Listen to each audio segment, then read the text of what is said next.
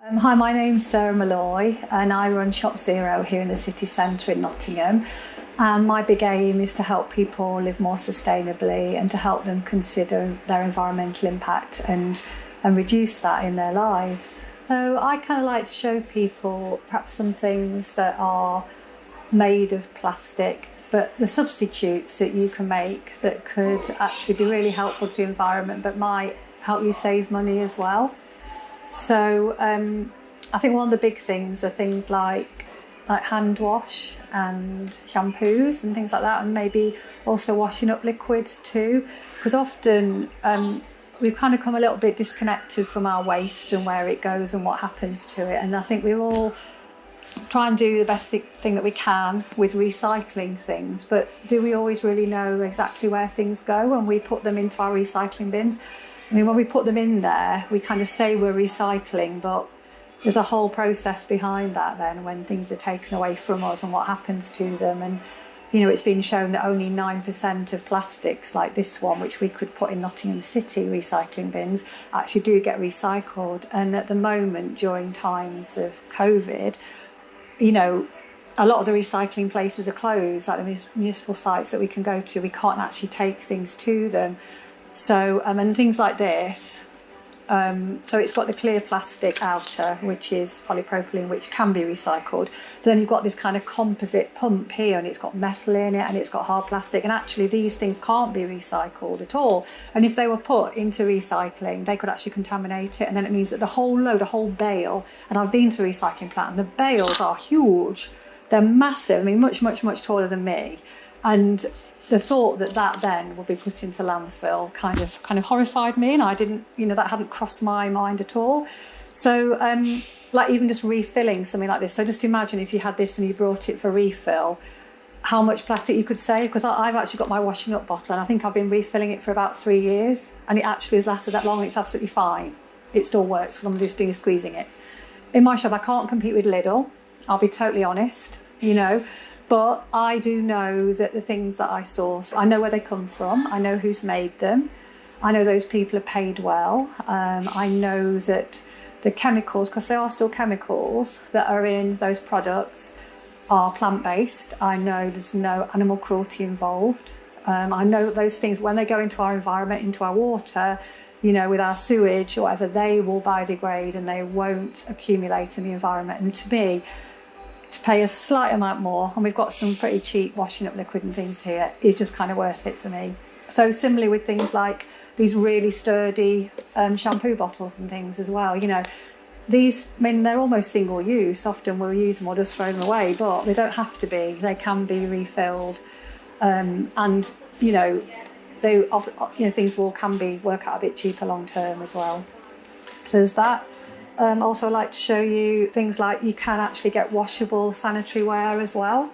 And in the average sanitary pad, there are about possibly 1 to 2 plastic bags worth of plastic within those.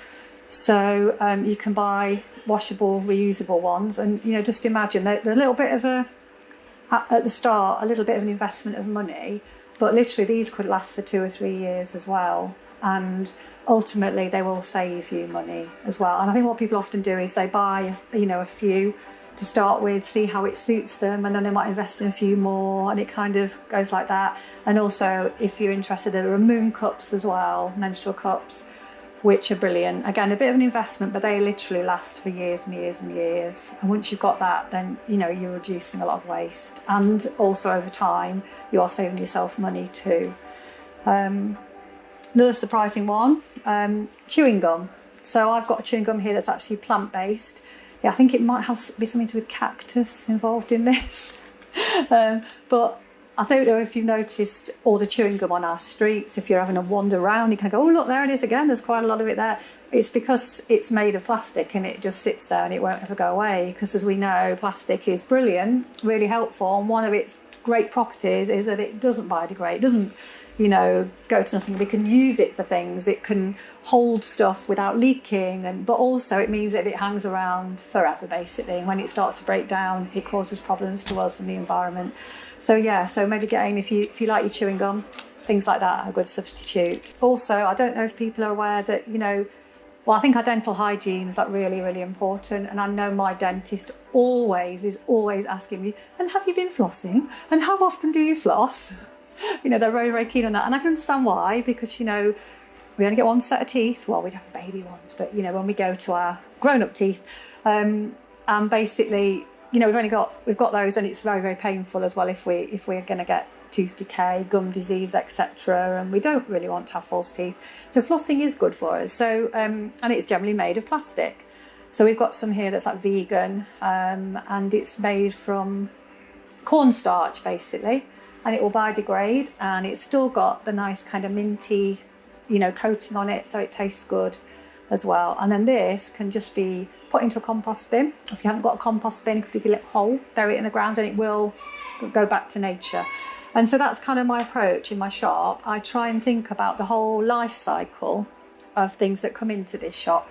So thinking about what they're made from, to make sure that the environment isn't harmed in the making and producing of those raw materials. And also at the end of life, because things do wear out, we've got to get rid of them. But when they do, they're not going to harm the environment. And so, a bit like nature does, nature is brilliant because nature knows how to grow things. Things die, things get recycled and taken back into the earth. And that's kind of what we've got a bit disconnected from. We've become very linear in our approach. So that is what I'm always thinking about when I'm sourcing products here. I also like to think about the people who are making the products too, and that, to be socially responsible, ensuring that, we're supporting them and we're not exploiting anybody, and they're getting a good living wage, and they're not working in an environment which would be harmful to and detriment to them and their families.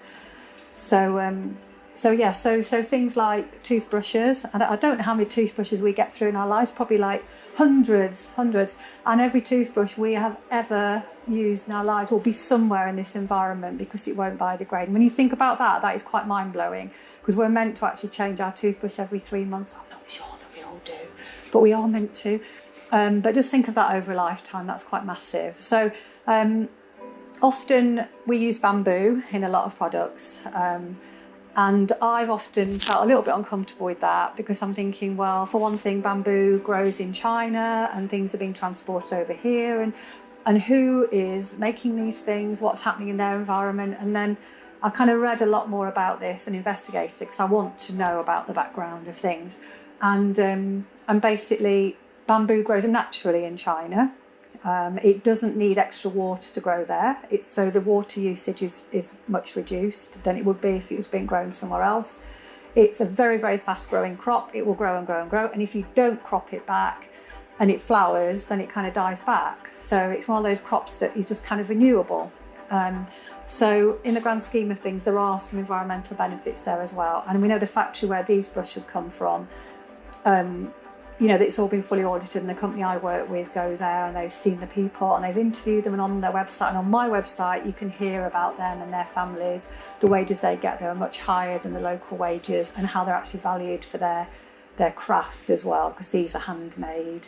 And my big kind of tips are, you could do something like do a little bit of a waste audit and see what waste you're producing, but then that could get quite overwhelming. It can be quite intense, all of this, and you might walk around your house and go, oh my goodness, there's plastic here, I'm creating waste there, and it can get a bit too overwhelming, a bit crazy. So then I would say maybe concentrate on perhaps one room, like start with the bathroom or start with the kitchen.